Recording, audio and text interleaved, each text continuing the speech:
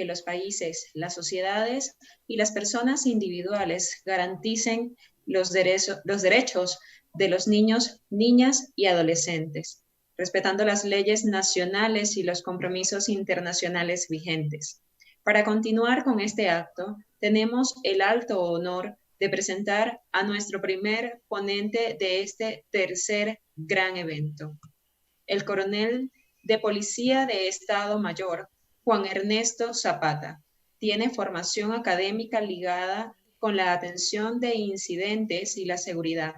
Es ingeniero en tránsito y transporte terrestre en Chile, licenciado en Ciencias de la Ingeniería y posee un diplomado en Ciencia Política y Gestión Pública por la Universidad de Chile.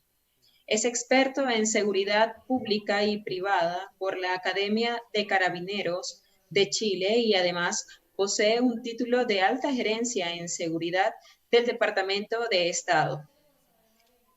Y actualmente se desempeña en el cargo ejecutivo de director nacional del ECU 911. Bienvenido, señor coronel. Pido, por favor, la colaboración para la proyección de las diapositivas del coronel Juan Zapata. Bueno, muchísimas gracias. Un saludo de parte de todos quienes conformamos el Servicio Integrado de Seguridad ECU 911. Primero, el agradecimiento a la Confederación Ecuatoriana de Profesionales Universitarios por la gentil invitación. Yo creo que estos espacios son importantes para hablar de temas tan sensibles como estos, ¿no? Así es que muchísimas gracias. Nuestra ponencia va a estar encaminada sobre todo al concepto de la atención de las alertas de emergencias en caso de abusos sexuales a niños, niñas y adolescentes. Sigamos, por favor. Bueno, primero indicarles que vamos a explicar cuál es nuestro modelo de gestión, la estadística comparativa, antes, durante, obviamente la pandemia continúa, los protocolos de atención y sobre todo algunas conclusiones. Bueno, nuestro modelo de gestión, ustedes saben que es un modelo corporativo, ¿no? En donde estamos absolutamente todas las instituciones de prevención y respuesta que enfrentamos todos los riesgos que está sujeta el país, ya sean naturales o antrópicos, cuál es nuestra estructura operativa. Tenemos las llamadas, tenemos también un servicio de videovigilancia, obviamente el despacho y sobre todo lo que son los procesos de fiscalía a través del SAI-FJ, es decir, cualquier pedido de fiscalía, especialmente lo que son videos, en cualquiera de los ilícitos donde se ha transgredido la norma, pues constituyen parte de la prueba, digamos, material dentro de un proceso judicial. Tenemos 7 centros zonales, 10 jefaturas locales, 12 salas operativas, es decir, estamos en todo el territorio ecuatoriano, incluidas las Galápagos. Nuestros funcionarios son 1947 a nivel nacional, con las entidades articuladas. ¿Cuáles son los mecanismos de alerta que nosotros generamos para la articulación de emergencias? Obviamente las cámaras, botones de auxilio, la telefonía, muchas veces hoy más fuerte es la telefonía celular, los sistemas de alerta temprana y obviamente aplicativos, los apps o redes sociales, ¿no? Como ustedes ven, el ECU 911 conforma un sistema articulado en donde tenemos la presencia especialmente lo que es la red de salud, que es del Ministerio de Salud Pública, los bomberos, obviamente el IES y sobre todo también el Ministerio de Salud Pública, que es el ente rector. Tenemos también los organismos de los GATS, como son los agentes civiles de tránsito, el Cuerpo de Agentes de Control, las empresas públicas, el Ejército Ecuatoriano, el Servicio Nacional de Gestión de Riesgos, tenemos la Policía Nacional y obviamente el ECU 911, que somos los articuladores de las emergencias.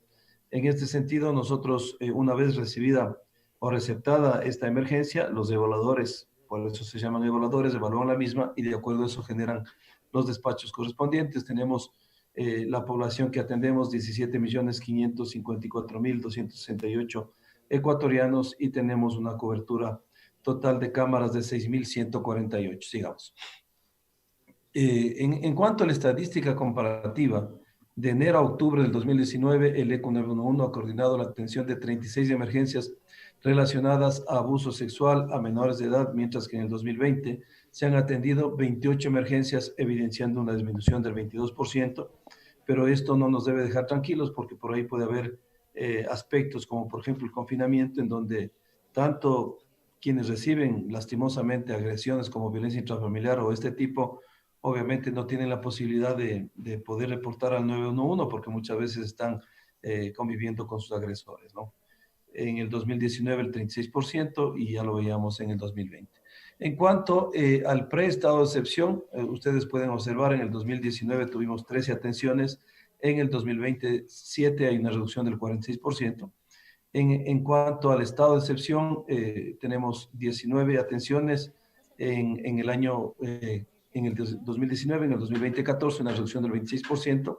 Y post estado de excepción, porque sigue la pandemia, obviamente, hemos tenido un crecimiento del 75%, ¿no? 4 y 7 respectivamente. Sigamos. En la estadística comparativa, Quito es la ciudad donde mayores registros de alertas de emergencia se han dado, tiene el 39%, seguido por Guayaquil, que es del 11%, y ahí tenemos Orellana y Machala con el 7%, cada uno de estos cantones. Ahí podemos observar toda la tendencia que hemos tenido. Sigamos. Los protocolos de atención, nosotros tenemos que entender que efectivamente para atenciones de temas tan sensibles como estos o de violencia intrafamiliar o de violencia de género, nosotros tenemos protocolos de atención porque es importante cualquier evento. Obviamente, cuando requiere una articulación tan sensible, el éxito de la operación es el éxito del evaluador. ¿Cómo puede manejar la situación, controlar la situación y sobre todo manejar los datos precisos o pedir los datos precisos para que la emergencia sea atendida de manera inmediata en primera línea, obviamente, Policía Nacional? La violencia sexual contra niños, niñas y adolescentes, decimos que esta violencia contra niños es una grave violación de sus derechos. Toma la forma de abuso sexual, acoso, violación o explotación sexual. En la prostitución o la pornografía puede ocurrir en los hogares, instituciones, escuelas, lugares de trabajo, en las instalaciones dedicadas al viaje, al turismo, dentro de las comunidades en contexto de desarrollo y de emergencia. Sigamos. Nosotros, obviamente, ¿qué escenarios tenemos? Las emergencias reportadas en curso por parte de la persona agredida o afectada. Otro escenario, emergencias reportadas en curso por parte de una tercera persona. Otro escenario, las emergencias reportadas inmediatamente después de ocurrido un incidente de violencia dentro del tiempo de la flagrancia. Y otro escenario es solicitud de información por incidentes que por asuntos de tiempo ya no son flagrantes. Sigamos. Cuando nosotros tenemos cuál es nuestro flujo de atención, el evaluador de operaciones de llamadas al receptar esta llamada o alerta, cuando ya lo vemos en coloración roja, atender la alerta tomando en consideración las técnicas a aplicar en dependencia obviamente del escenario identificado.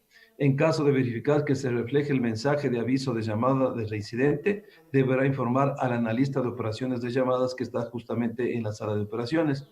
En caso de recibir la alerta vía smartphone, devolverá la llamada al usuario y una vez validada la información, enviará la ficha hacia el área de despacho correspondiente, que en este caso sería Policía Nacional o en el caso de requerir también el Ministerio de Salud Pública. Cuando tenemos ya una alerta en coloración amarilla, el analista de operación de llamadas coordina la atención específica de la alerta. Entonces, ¿qué hacemos? Identificar si el hecho es referido en un espacio público para coordinar el soporte del área de videovigilancia, gestionar la alerta con el analista de operaciones de despacho para el registro en el tratamiento de la emergencia en el chat, grupo conversacional estratégico de comunicación interinstitucional. Hay que entender también que estos protocolos nosotros los damos de prioridad absoluta, es decir, si tenemos 10 llamadas de emergencia, esta emergencia se tramita lo más rápido posible. En cuanto al analista de operaciones de despacho, coordinar el despacho de recursos, coordinar el despacho de recursos respectivo con las instituciones articuladas en caso que el alertante indique de una herida o que su vida está en peligro, obviamente un compromiso vital, se deberá realizar siempre un multidespacho, es decir, lo que yo les decía, varias instituciones.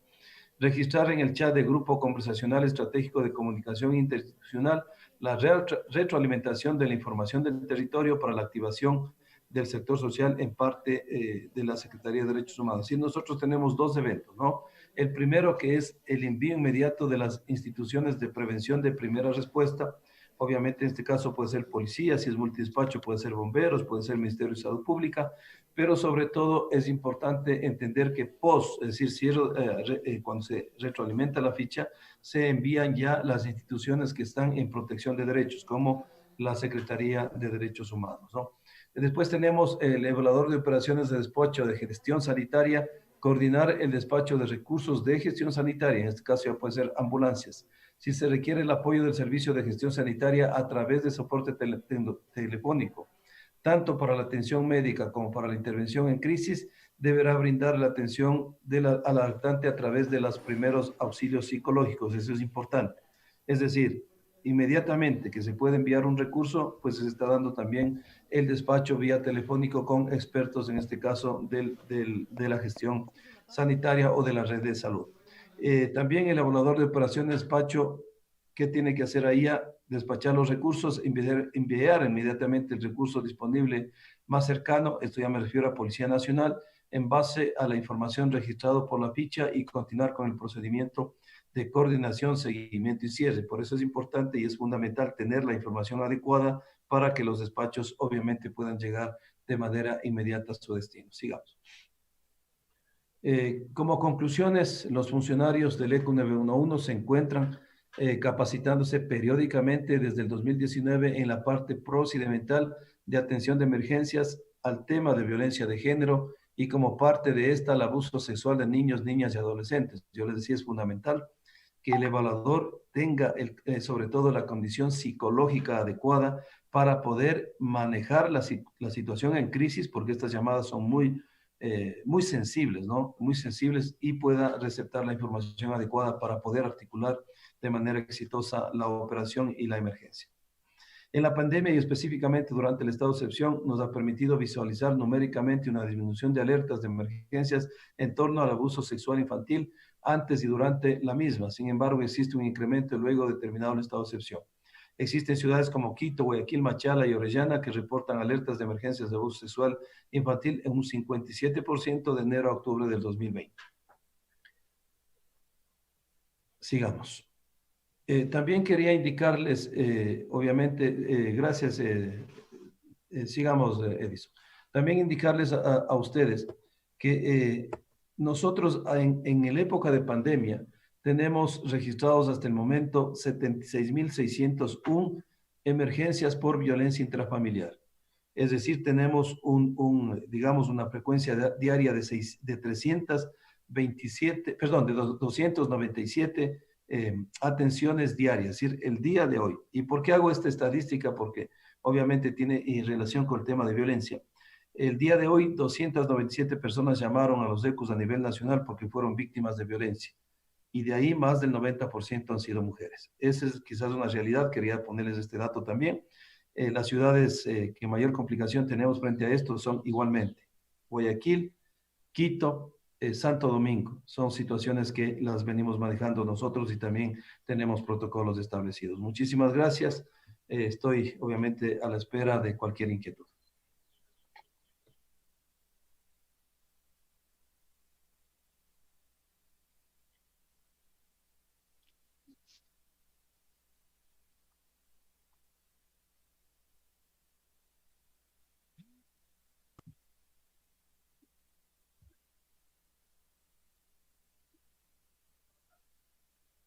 Muchísimas gracias. Las estadísticas hablan por sí solas, pero los operadores de justicia encuentran sus limitantes ante un sistema judicial que en muchas ocasiones luce por su lentitud, por lo que nos queda mucho por hacer para no dejar impunes estos crímenes estables.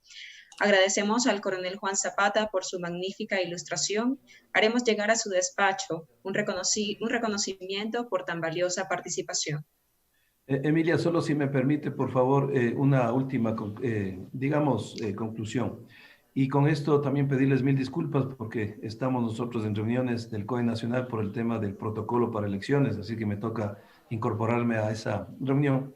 Quizás el ECU, obviamente, es una estadística de la más cercana a la realidad. ¿Por qué? Si usted examina, por ejemplo, la cantidad de reportes que tiene Fiscalía, casi están entre un 40 y 50% de los 76.601 que yo le dije a usted. Porque claro, las personas llaman, pero después no necesariamente denuncian, por diferentes factores, ¿no? Diga usted, quizás no tienen las facilidades para hacerlo, tienen recelo, tienen miedo, etcétera, etcétera. No quiero entrar más en detalles, sin embargo, todos estos datos del ECU son fichas de eventos ya realizados. Como usted pudo observar, Nosotros enviamos la unidad llega al sitio, efectivamente comprueba que se produjo este incidente y retroalimenta la información, y esa ficha es la que nosotros hablamos. Y cuando hablamos de violencia intrafamiliar, tenemos 76.601 fichas, efectivamente que eso ocurrió. Entonces, Emilia, estoy a la espera de cualquier inquietud, y si no, pues yo les agradezco por la invitación y les pido mil disculpas por tener que incorporarme a otra reunión de la cual igualmente me tuve que salir un momento para poder cumplir con esta hermosa invitación de ustedes, y siempre estaremos a las órdenes. Muchas gracias. Muchísimas gracias, coronel. No hay de qué disculparse. Al contrario, muchísimas gracias nuevamente por ilustrarnos, por capacitarnos con tan ilustre ponencia. De nuevo, mil gracias. Les reitero lo indicado anteriormente. Vamos a hacer llegar a su despacho un reconocimiento en agradecimiento por su valiosa participación. Es momento de dar el pase a Raúl Granja Altamirano.